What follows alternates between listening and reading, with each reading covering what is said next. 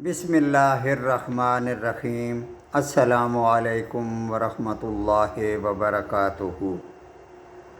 رب شرح لی صدری ویسر لی امری واحلل عقدۃ من لسانی یفقہوا قولی۔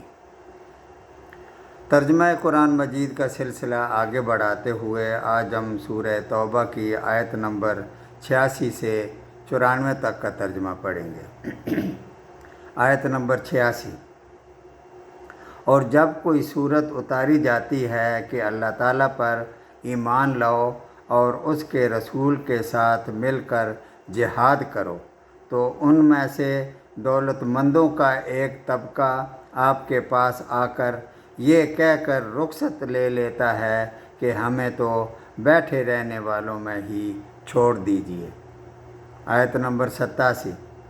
یہ تو خانہ نشین عورتوں کے ساتھ رہنے پر ریجھ گئے ہیں اور ان کے دلوں پر مہر لگا دی گئی، اب وہ کچھ سمجھ عقل نہیں رکھتے۔ آیت نمبر 88۔ لیکن خود رسول اللہ صلی اللہ علیہ وآلہ وسلم اور ان کے ساتھ کے ایمان والے اپنے مالوں اور جانوں سے جہاد کرتے ہیں، یہی لوگ بھلائیوں والے ہیں اور یہی لوگ کامیابی حاصل کرنے والے ہیں۔ آیت نمبر 99۔ انہی کے لیے اللہ تعالیٰ نے وہ جنتیں تیار کی ہیں جن کے نیچے نہریں جاری ہیں، جن میں یہ ہمیشہ رہنے والے ہیں، یہی بہت بڑی کامیابی ہے۔ آیت نمبر 90۔ اور بادیہ نشینوں میں سے عذر والے لوگ حاضر ہوئے کہ انہیں رخصت دے دی جائے، اور وہ بیٹھ رہے جنہوں نے اللہ تعالیٰ سے اور اس کے رسول سے جھوٹی باتیں بنائی تھیں۔ اب تو ان میں جتنے کفار ہیں انہیں دکھ دینے والی مار پہنچ کر رہے گی۔ آیت نمبر 91۔ ضعیفوں اور بیماروں پر اور ان پر جن کے پاس خرچ کرنے کو کچھ نہیں کوئی حرج نہیں، بشرطے کہ وہ اللہ تعالیٰ اور اس کے رسول کی خیر خواہی کرتے رہیں۔ ایسے نیکوکاروں پر الزام کی کوئی گنجائش نہیں۔ اللہ تعالیٰ بڑی مغفرت والا اور رحمت والا ہے۔ آیت نمبر 92۔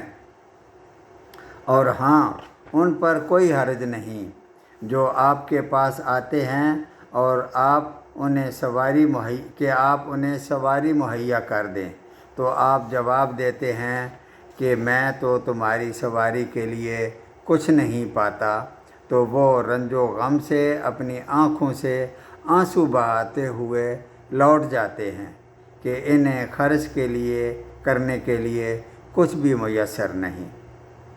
آیت نمبر 93۔